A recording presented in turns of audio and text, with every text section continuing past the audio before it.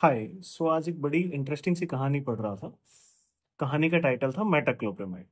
Basically metoclopramide की मैं तो पढ़ रहा था मेटाक्लोप्रामाइड की प्रोकाइनेटिक एक्टिविटी की कुछ है ना।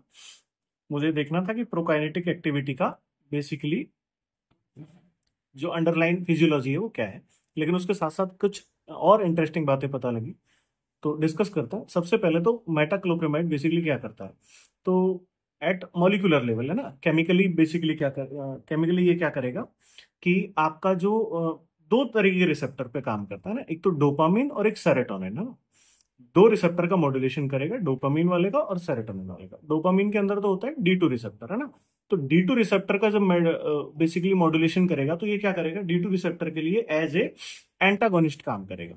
और जब एंटागोनिस्ट काम करेगा तो क्या करेगा, गट मोटिलिटी को कम कर देगा ना। ओवरऑल जो आपकी इंटेस्टाइनल मोटिलिटी है उसको क्या करेगा, कम करेगा। लेकिन जब ये सेरोटोनिन रिसेप्टर की मैं बात करता हूं तो दो तरीके के सेरोटोनिन रिसेप्टर को मॉड्यूलेट करता है, जैसे कि 5-HT3 और 5-HT4 है ना। इनके अंदर एक के मॉड्यूलेशन में तो ये एज ए एगोनिस्ट काम करता है और एक के मॉड्यूलेशन में एज ए एंटागोनिस्ट काम करता है ना। 5-HT3 का जब मॉड्यूलेशन करेगा तो एज ए एंटागोनिस्ट काम करेगा, यानी कि 5-HT3 को सप्रेस करेगा ना। और जब 5-HT4 की बारी आएगी तो उसको बेसिकली एगोनिस्ट की तरह काम करेगा, उसको स्टिमुलेट करेगा। अब देखो, तो D2 का जब सप्रेशन किया था तो उसकी वजह से गट मोटिलिटी कम हो गई थी। 5-HT3 का जब सप्रेशन करेगा उसकी वजह से गट मोटिलिटी कम हो जाएगी। लेकिन जब 5-HT4 का स्टिमुलेशन करेगा तो उसकी वजह से गट मोटिलिटी बढ़ेगी। ठीक है। अब बात करते हैं फिजियोलॉजिकली है ना, कि आपका बेसिकली ये तो हो गया कि किस चीज के साथ छेड़छाड़ कर रहा है, लेकिन उसका इफेक्ट क्या आएगा है ना। तो देखो, सबसे पहले अगर मैं बात करूं आपके ईसोफेगस की, तो ईसोफेगस के अंदर क्या करता है ये, ईसोफेजियल जो मूवमेंट है उसको बढ़ा देता है ना। ईसोफेजियल मूवमेंट को जब बढ़ाएगा तो उसकी वजह से क्या देखने के लिए मिलेगा आपको, जो माउथ टू स्टमक है ना, उसके अंदर जो फूड जा रहा था, फूड का जो मूवमेंट हो रहा था उसको एड कर देगा, उसको प्रमोट करेगा है ना। दूसरी तरफ देखें स्टमक को, तो स्टमक के अंदर क्या करेगा, जो एंट्रल पार्ट है, जो लोअर पार्ट है स्टमक का, उसमें कॉन्ट्रेक्शन लाएगा, साथ साथ जो पाइलोरिक इंस्फिक्टर है उसको रिलैक्स कर देगा। इसीलिए गैस्ट्रिक एम्पटिंग जो थी वो इंक्रीज हो जाएगी है ना। गैस्ट्रिक एम्पटिंग की जो रेट है वो बढ़ जाएगी, स्टमक जल्दी से खाली हो जाएगा। अगर मैं बात करूं स्मॉल इंटेस्टाइन की, तो स्मॉल इंटेस्टाइन के साथ में क्या करता है कि स्मॉल इंटेस्टाइन की मोटिलिटी को भी बढ़ा देता है। तो जो उसके अंदर जो फूड जो मूव कर रहा था उसमें भी उसका मूवमेंट भी बढ़ जाएगा। लेकिन अगर कोलन की बात करते हैं तो कोलन के अंदर ये इतना ज्यादा मतलब इसका जो इफेक्ट है वो देखा नहीं गया। तो basically mouth to stomach, mouth to sorry intestine तक ये प्रॉपरली काम करता है और जो मोटिलिटी है उसको बढ़ाता है ना। तो ये तो बात हो गई जीआई मोटिलिटी की। अब अगर आप बेसिकली एक डायरिया के पेशेंट को मेटाक्लोप्रामाइड एडवाइस करते हो तो डायरिया के पेशेंट के अंदर ये क्या करता है, स्टूल की फ्रीक्वेंसी को बढ़ा देगा। तो इसीलिए हम कॉशियसली या फिर अवॉइड करते हैं मेटाक्लोप्रामाइड का यूज करना इन पेशेंट्स ऑफ डायरिया है ना। अब ये तो हुई प्रोकाइनेटिक एक्टिविटी की बात। अगर मैं बात करूं कि भैया ये एंटीमेटिक कैसे है ना, तो बेसिकली जो आपका मेटाक्लोप्रामाइड है ये सीटीजेड है ना, कीमो रिसेप्टर ट्रिगर जोन होता है ब्रेन के अंदर है ना। वो क्या करता है, वो आपके कई सारे जो सेंटर्स हैं उनको स्टिमुलेट करता है। अब वोमिटिंग सेंटर जो होता है उसके और कीमो रिसेप्टर ट्रिगर जोन के बीच में जो मैसेज कन्वे होता है ये उस मैसेज को ब्लॉक कर देता है ना। जब ये उस मैसेज को ब्लॉक कर देगा तो नोजिया और वोमिटिंग क्या होगा, आपका सबसाइड हो जाएगा। ठीक है, ये दो बातें हो गई। अब देखो कि हमने वोमिटिंग को सप्रेस कर दिया और जीआई मोटिलिटी को बढ़ा दिया। ये दोनों चीजें तो हमको देखने के लिए किसके अंदर मिली, मेटाक्लोप्रामाइड की एक्टिविटी के अंदर है ना। अब अगर मैं बात करूं माइग्रेन की, है ना, तो माइग्रेन में क्या होता है कि बेसिकली इमरजेंसी सिचुएशंस के अंदर या फिर इमरजेंसी रूम में मोस्ट कॉमनली ड्रग यूज होती है पेन किलर्स के साथ में मेटाक्लोप्रामाइड है ना। मेटाक्लोप्रामाइड का धड़ल्ले से इस्तेमाल होता है माइग्रेन को रिलीव करने के लिए ना। कैसे करती है, तो देखो पहले ये समझा जाता था कि जो माइग्रेन है उसके दौरान डोपामिन का लेवल बढ़ता है।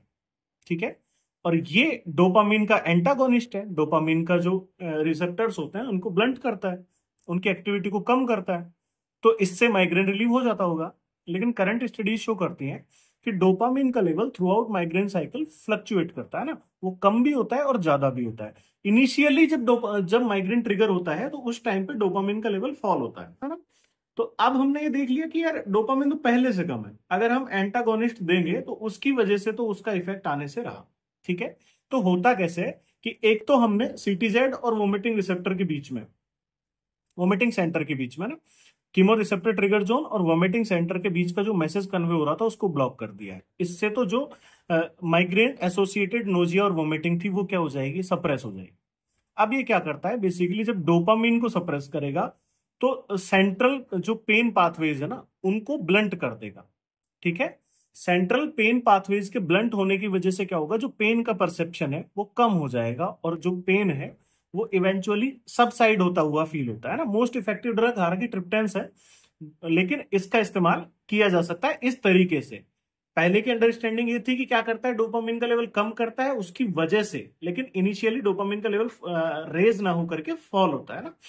तो करता क्या है, सेंट्रल जो पेन पाथवेज हैं उनको ब्लंट कर देता है जब डोपामिन का लेवल कम होता है। तो ये किया इसने किसके साथ में, आपके माइग्रेन के साथ में। अब अगर मैं बात करूं कॉन्ट्राइंडिकेशंस की कि इसकी कौन कौन सी कॉन्ट्राइंडिकेशंस है ना, वही अगेन देखो, मेजर डिप्रेशन है, मेजर डिप्रेशन के अंदर अगर आप डोपामिन का लेवल कम कर दोगे तो पेशेंट को दिक्कत होगी कि उसको अच्छा लगेगा, बेसिकली दिक्कत ही होगी है ना। तो हमको डोपामिन का लेवल मेजर डिप्रेशन में कम नहीं करना है, पार्किंसनिज्म है उसमें कम करना है कि नहीं करना है। तो पार्किंसनिज्म और मेजर डिप्रेशन क्या है, एब्सोल्यूट कॉन्ट्राइंडिकेशंस है। अगर मैं बात करूं सीजर डिसऑर्डर की, तो सीजर डिसऑर्डर के अंदर क्या करता है ये बेसिकली, जो सीजर थ्रेशोल्ड है उसको कम कर देगा ना। जो आपका बेसिकली जितनी देर में सीजर आ रहा था तो सीजर की फ्रीक्वेंसी बढ़ जाएगी और ड्यूरेशन बढ़ जाएगा सीजर का, अगर आप मेटाक्लोप्रामाइड देंगे।